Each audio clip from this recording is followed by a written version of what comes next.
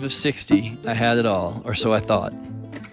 I was at the top of my game, and after living in Botswana and traveling all over the planet, I had given up a more creative life path of art and travel to dedicate all that I had to a 42-year career of being a professional surf rescue guard, medic, and peace officer. I worked, trained, competed, and volunteered both nationally and internationally, helping train guards and develop programs for the prevention of drowning. I'd been chief for almost 2 decades, was volunteering in my 4th term as the president of the United States Life-Saving Association, and I was also the president of the Americas region of the International Life-Saving Federation. I'd won numerous awards, saved hundreds of lives, and trained thousands of guards. I lived, ate, and breathed life-saving.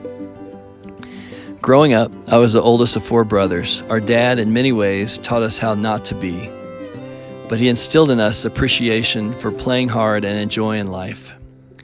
Our mom showed us what wild mom love is, forging a path through serious trauma and teaching us to be human, and she also taught us the value of being of service and being part of a community.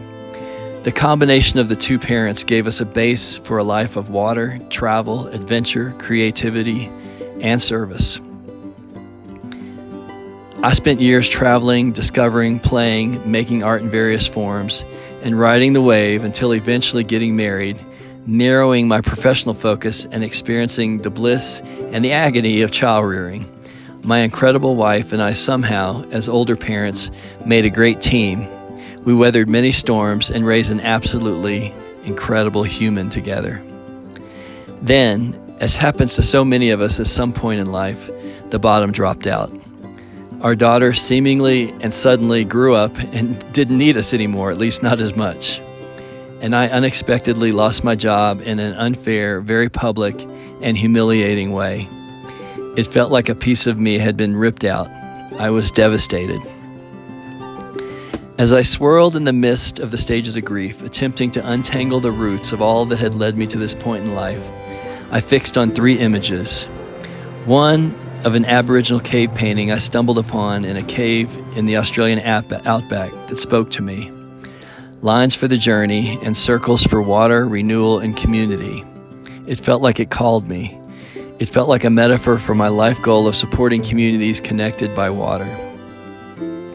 The second was a group of sadhu my brother and I came across while on a trek across northern India, following the Buddhist path to enlightenment. Sadhu, after living a productive life, leave everything behind: work, family, even worldly possessions. They travel with only a wooden bowl, relying on the kindness of strangers to support them on their spiritual quest. The final image was of Caine from Kung Fu, a show I loved as a kid. Caine kept it simple. After branding himself with a hot pot and leaving the temple, Caine wandered the earth on a voyage of self-discovery, having adventures in the wild, wild west and helping others along the way. I decided to be like Caine and set out on a walkabout, taking advantage of this opportunity instead of wallowing in it, searching for what felt like is missing after all this time. Caine carried a staff flute kind of thing. My dog Riddick and I would instead mostly glamp around in a post-apocalypse mobile, but you get the idea. We want you to join us on our quest, because so many of us go through different but similar life changes at some point on our journey. Let's find what we've lost along the way. Let's do this together.